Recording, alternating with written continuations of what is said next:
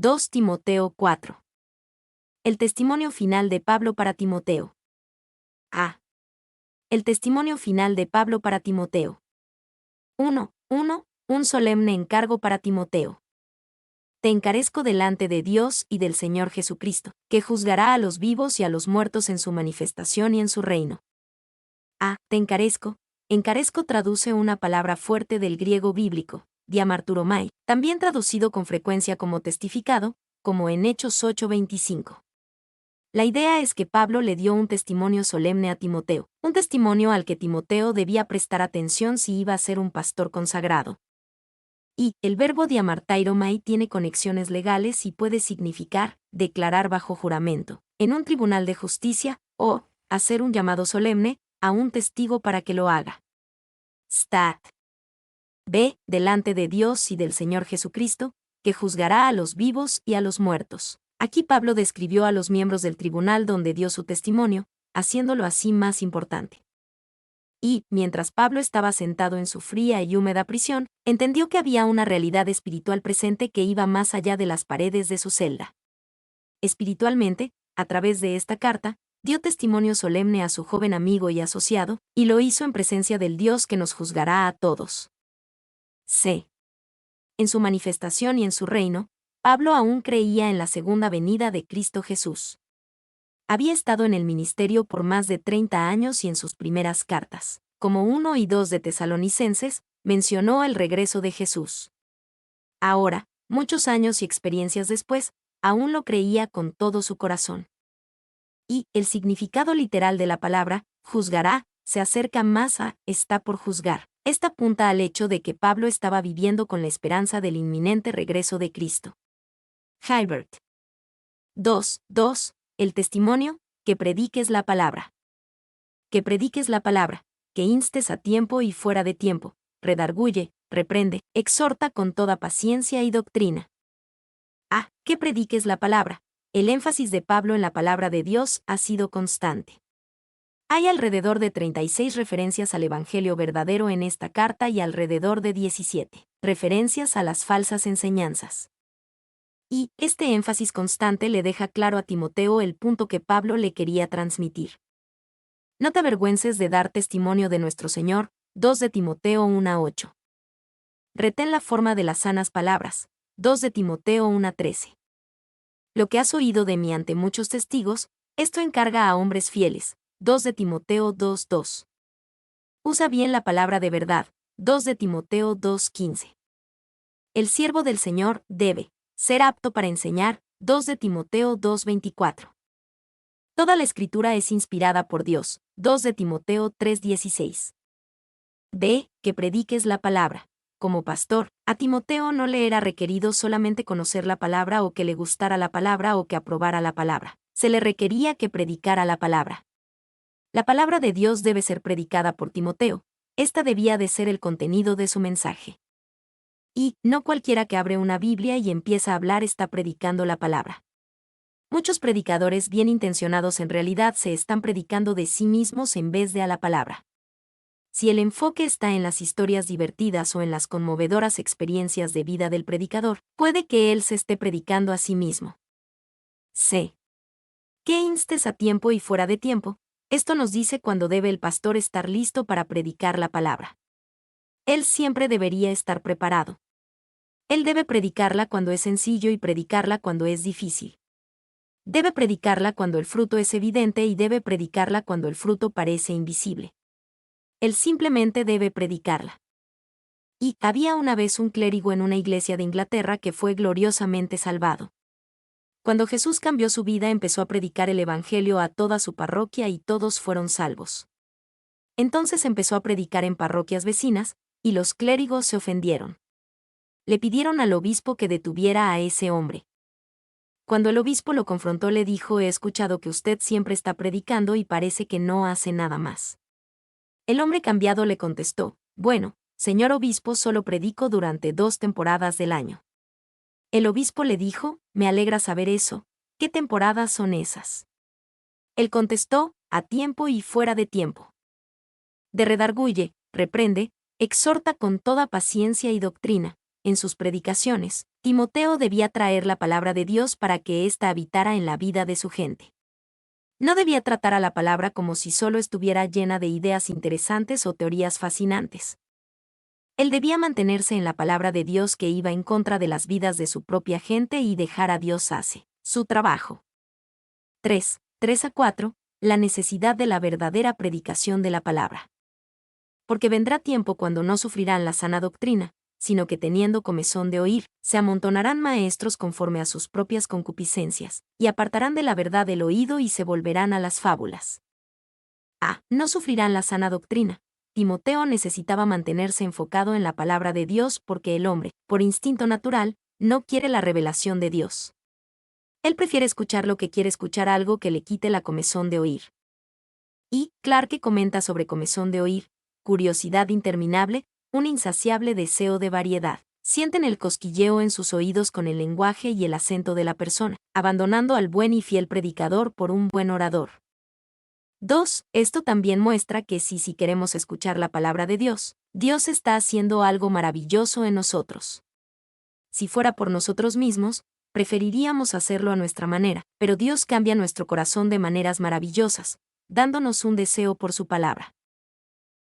Se amontonarán maestros conforme a sus propias concupiscencias. Esto nos recuerda que los maestros más populares no son necesariamente los maestros más fieles.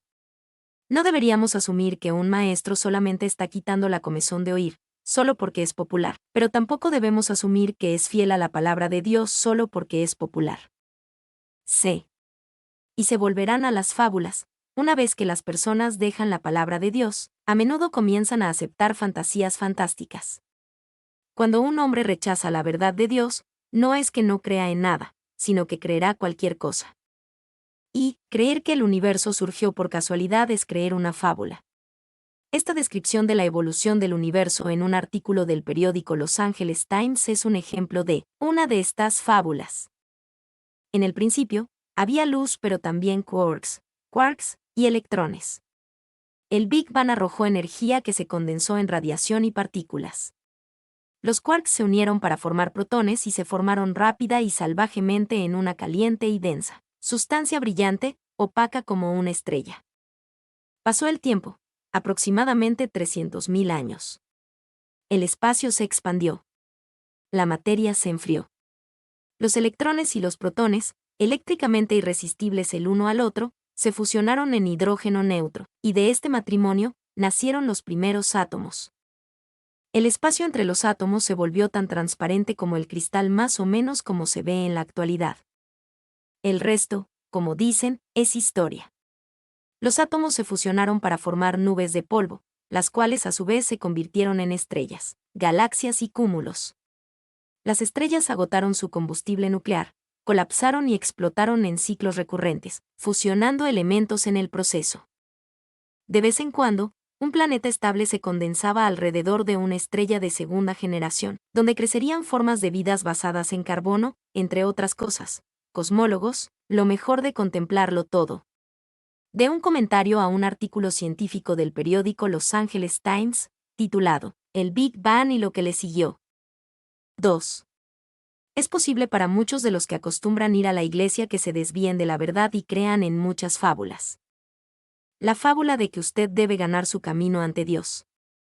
La fábula de que Dios solo le ama cuando usted es bueno. La fábula de que usted debería andar por la vida pensando que es mejor que otros porque es cristiano. 5. El testimonio reafirmado, cumple tu ministerio. Pero tú sé sobrio en todo, soporta las aflicciones, haz obra de evangelista, cumple tu ministerio. Pero tú, esta es una palabra de contraste en contra de las personas mencionadas en la oración anterior.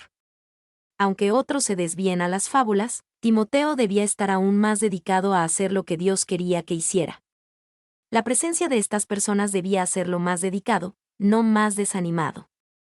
Y, cuanto más determinados se vuelvan los hombres para despreciar las enseñanzas de Cristo, más celosos deben ser los ministros consagrados para afirmarlas y más arduos sus esfuerzos para conservarlas completas. Calvin. Sé sobrio en todo. Timoteo no podía cumplir con su ministerio a menos de que mantuviera una cuidadosa atención, siendo sobrio en todo. Todo buen pastor mantiene los ojos abiertos. Se soporta las aflicciones. El ministerio es como la vida, hay aflicciones con las cuales vamos a nacer. Para algunos, este es un pensamiento inquietante porque pensaban que el ministerio sería una experiencia espiritual hermosa, tras otra. Hay muchas bendiciones maravillosas al servir a Dios, pero también hay aflicciones que soportar. De obra de evangelista. Esto implica que Timoteo no estaba particularmente dotado como evangelista, pero aún así tenía que cumplir fielmente con esa obra como predicador de la palabra de Dios. Cumple tu ministerio. Pablo le dio una orden similar a Arquipo, Colosenses 4:17, y sabía lo que era cumplir con su propio ministerio en cierto sentido. Hechos 12:25.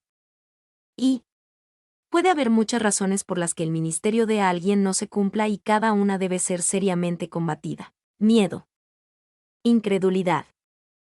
Las preocupaciones del mundo. El miedo del hombre. Crítica y desánimo. Grandes pecados. Las palabras finales de Pablo, su confianza triunfal. 1:6-7, la confianza triunfal de Pablo. Porque yo ya estoy para ser sacrificado, y el tiempo de mi partida está cercano.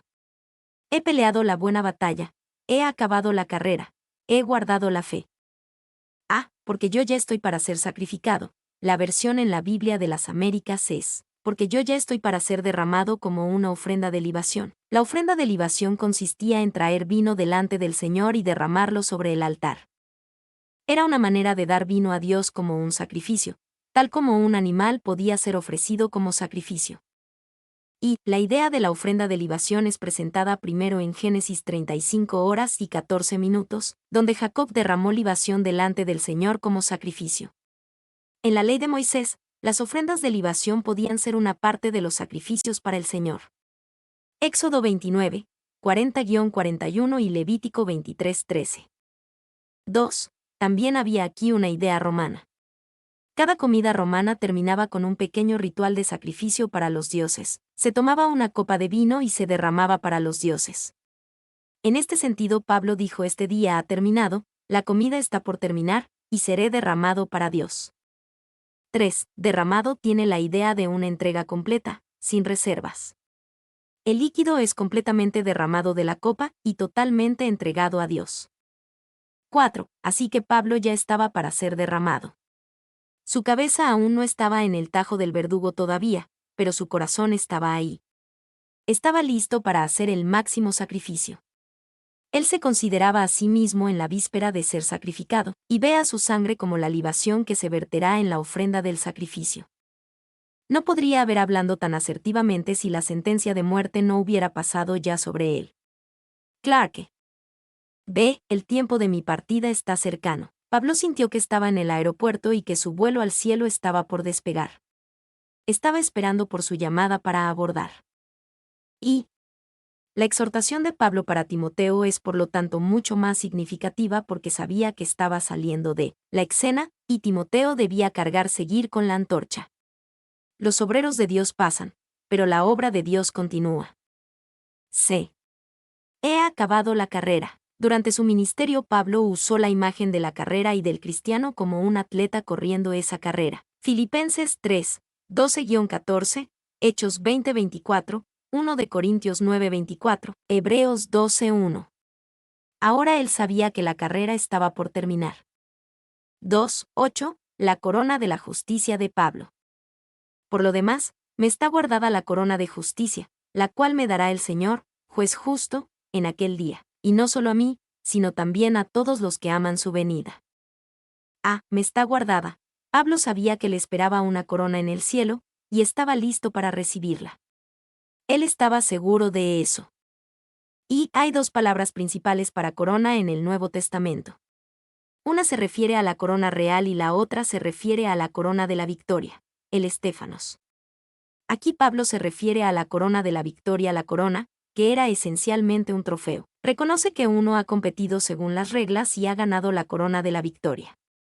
2. Antes de ser cristiano, Pablo supervisó la ejecución del primer mártir y entonces comenzó a matar tantos cristianos como pudo.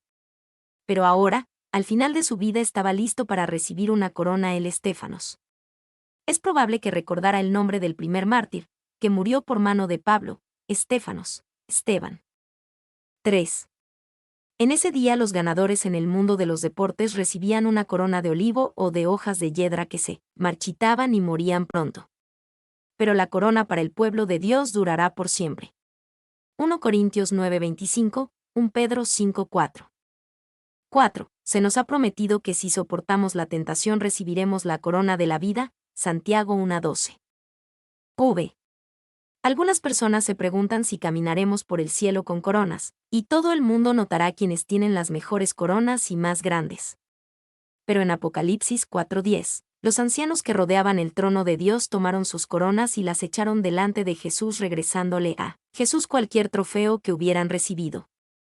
B. La cual me dará el Señor, juez justo, en aquel día. Pablo visualizaba una ceremonia de premios donde recibiría la corona que le esperaba.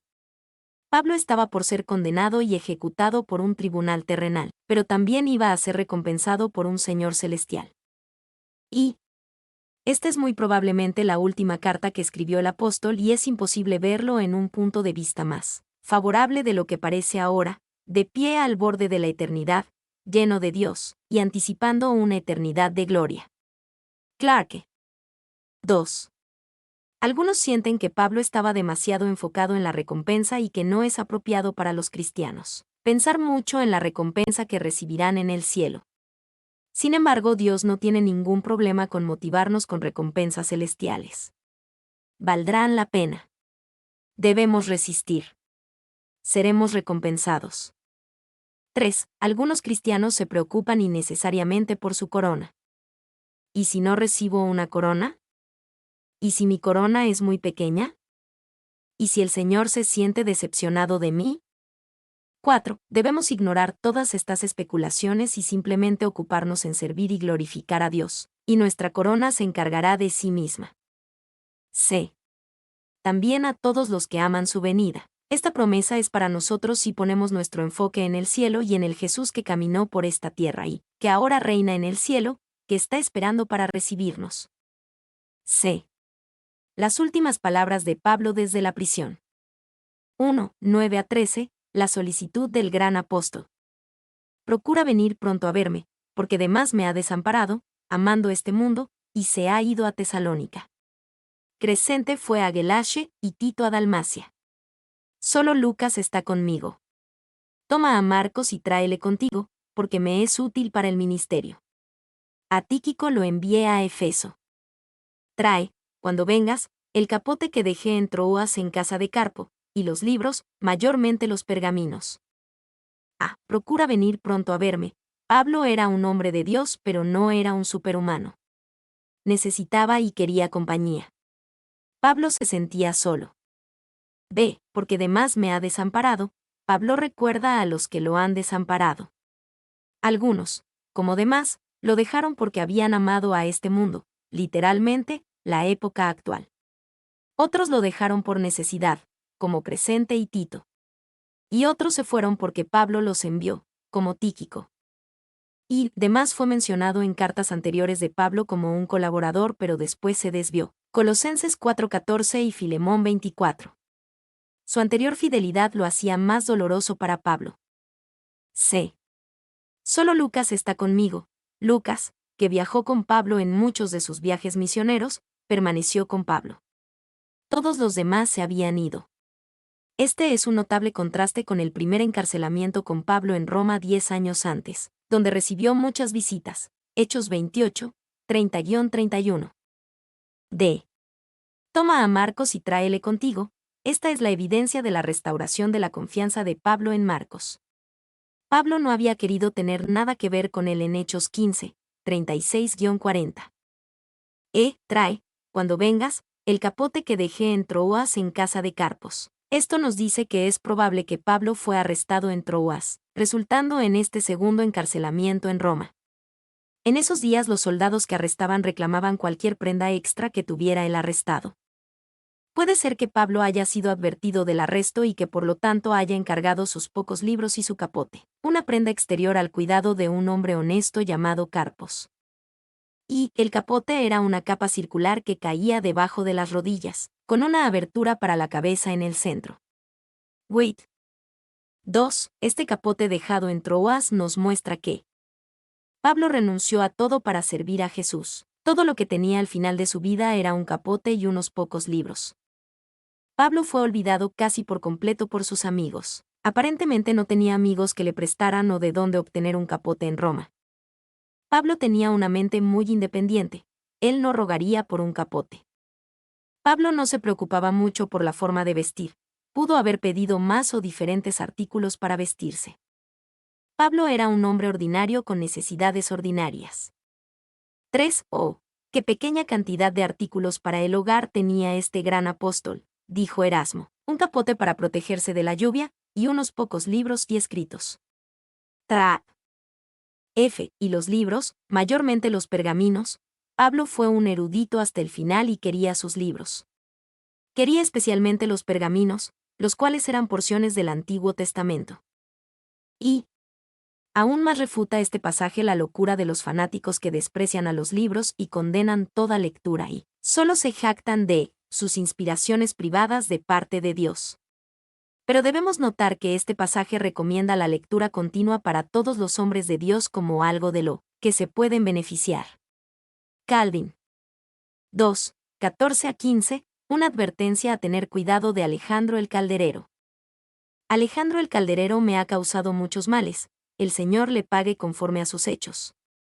Guárdate tú también de él, pues en gran manera se ha opuesto a nuestras palabras. Alejandro el Calderero me ha causado muchos males. En 1 de Timoteo 1:20 Pablo mencionó a Alejandro como alguien cuya fe había naufragado. Ahora Pablo advertía a Timoteo sobre el mismo hombre. Pablo simplemente escribió que me ha causado muchos males pero que también se opondría a Timoteo. Guárdate tú también de él. Y hubiera estado mal por parte de Timoteo responder a esto diciéndole a Pablo, Alejandro siempre ha sido amable conmigo. Tiene sus fallas pero no las tenemos todos. Por el contrario, podemos estar seguros de que Timoteo respetó el juicio de Pablo y tomó su consejo de guardarse de Alejandro. 2. Calderero no significa que solo trabajaba con cobre. El término llegó a ser utilizado para trabajadores de todo tipo de metal. Wait. Me ha causado muchos males. La implicación de esta frase es que él informó muchas cosas en mi contra. Tal vez Alejandro era un traidor, un informante que traicionó a Pablo por el gobierno romano y que era responsable por su actual encarcelamiento. Tal vez el pensamiento de que se ha opuesto a nuestras palabras significa que Alejandro fue testigo en contra de Pablo en su primer juicio. Y los informantes eran una de las grandes maldiciones de Roma en esa época. Y puede ser que Alejandro fuera un cristiano renegado que fue a los magistrados con información falsa en contra de Pablo, buscando arruinarlo de la forma más deshonrosa. Barclay. 2. Ellos eran acusados de ateísmo, porque rechazaban la idolatría y la adoración al emperador, de canibalismo, porque hablaban de comer el cuerpo de Cristo, e incluso de odio general hacia la raza humana, debido a su supuesta deslealtad al César y tal vez porque habían renunciado a los populares placeres del pecado. Puede ser que algunos de estos cargos estaban siendo usados en contra de Pablo. Stat. C. El Señor le pague conforme a sus hechos. El juicio de Alejandro iba a ser simple. Es una cosa terrible ser juzgado de acuerdo a nuestros hechos. Y esto no es un maleficio ni un juicio de maldición, dicha por un anciano, sino una predicción apropiada para un apóstol, que no lo vengaba a sí mismo, sino que más bien daba lugar a la ira. Romanos 12:19. 3, 16 a 18. La fidelidad de Dios con Pablo en su primera defensa. En mi primera defensa ninguno estuvo a mi lado, sino que todos me desampararon, no les he tomado en cuenta. Pero el Señor estuvo a mi lado, y me dio fuerzas, para que por mí fuese cumplida la predicación, y que todos los gentiles oyesen. Así fui librado de la boca del león. Y el Señor me librará de toda obra mala, y me preservará para su reino celestial. A Él sea gloria por los siglos de los siglos. Amén. Ninguno estuvo a mi lado. Pero el Señor estuvo a mi lado. Pablo estaba totalmente solo, pero Jesús estuvo a su lado y Pablo le sirvió a Dios fielmente durante su primera defensa. Y las palabras no les se ha tomado en cuenta muestran que Pablo no estaba resentido porque todos lo desampararon. Esta es una evidencia poderosa de un gran trabajo de gracia y madurez espiritual. 2. La primera defensa de Pablo pudo haber sido el primer encarcelamiento de Pablo en Roma, del cual se habla al final de Hechos, o pudo haber sido una primera audiencia bajo su encarcelamiento actual. B. Así fui librado de la boca del león. Dios había librado antes a Pablo, así que él no tenía ninguna duda sobre el poder o la bondad de Dios. Pero Pablo no sabía si esta vez su destino sería ser librado de la boca del león o ser preservado para su reino celestial. C. A él sea gloria por los siglos de los siglos. Esto refleja un optimismo y gozo irracionales. Pablo enfrentaba sus últimos momentos de esta vida y se encontraba sin un centavo, sin amigos, sin posesiones, con frío, sin ropa adecuada y destinado a morir pronto. Sin embargo, especialmente conociendo la recompensa celestial que le esperaba, no cambiaría su lugar con nadie. 4. 19 a 21. Los saludos finales de Pablo para sus amigos que tenían contacto con Timoteo y de parte de cristianos romanos. Saluda a Prisca y a Aquila, y a la casa de Onesíforo. Erasto se quedó en Corinto, y a Trófimo dejé en Mileto enfermo. Procura venir antes del invierno. Eubulo te saluda, y Pudente, Lino, Claudia y todos los hermanos. Saluda a Prisca y a Aquila, y a la casa de Onesíforo. En estas palabras de despedida, el corazón de Pablo era para las personas que conocía. Pensó en otros y no en sí mismo. Pablo conocía la naturaleza de Jesús y era una persona centrada en otros tal como Jesús lo era. B. Y a Trófimo dejé en Mileto enfermo. Pablo fue un hombre usado por Dios para realizar increíbles milagros de sanidad, como en Hechos 14, 8-10 y 19, 11-20, sin embargo, dejó a Trófimo enfermo. Esto muestra que incluso el apóstol Pablo no tenía milagrosos poderes de sanidad para usar a su voluntad.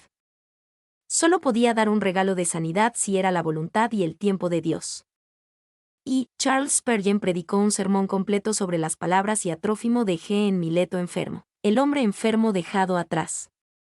Los puntos fueron: 1. Es la voluntad de Dios que algunos hombres buenos tengan una mala precaria.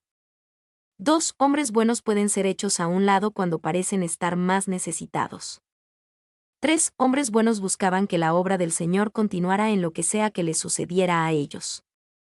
2. Es posible que Erasto y Trófimo estuvieran con Pablo cuando fue arrestado la segunda vez, y permanecieron haciéndole compañía mientras estuvo en Mileto y Corinto respectivamente. Wait. Se procura venir antes del invierno, hay mucho corazón y emoción detrás de esto. Siendo ya un hombre viejo, Pablo anhelaba ver a su joven asociado antes de entregar su vida por su Señor. No sabemos si Pablo volvió a ver a Timoteo otra vez, pero podemos estar seguros de que Timoteo hizo lo posible para ir antes del invierno. Y el encarcelamiento de Pablo en la cárcel mamertina, un sombrío edificio aún en pie en Roma, construido 100 años antes del encarcelamiento de Pablo para enemigos políticos de Roma. Duró hasta que fue decapitado bajo el reinado de Nerón afuera de la Puerta Ostiense en Roma en un lugar llamado Las Tres Fuentes. 2. Eventualmente se empezó a contar una absurda leyenda que dice que cuando Pablo fue decapitado, su cabeza cercenada rebotó 3 veces y en cada lugar donde tocó el piso brotó una fuente, una caliente, una tibia y la tercera fría, por lo tanto ese lugar fue llamado Las Tres Fuentes. 3.